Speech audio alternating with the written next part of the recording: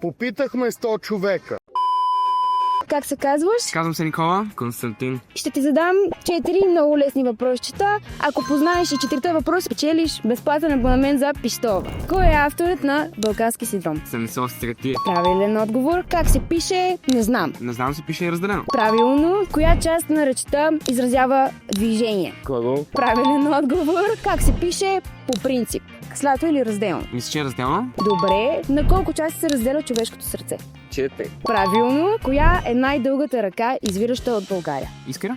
Точно така. Кога България става членка на Европейския съюз? 27. Добре, страхотно. Кои са основните компоненти на клетката? Ядро на клетката, цитоплазма и клетъчна стена. Клетъчна мембрана. Страхотно се справи. Печелиш безплатен абонамент за приложението Пищова. Позна всички въпроси, печелиш безплатен абонамент за приложението Пищова. Знаеш ли приложението Пищова? Имам чувство, че съм го чувал преди. За какво се сещаш? Какво ти говори името Пищова? Звучи ми за приложение, което помага с обучението. Точно така, с образователна цел е. Последвай ни за още такива видеа.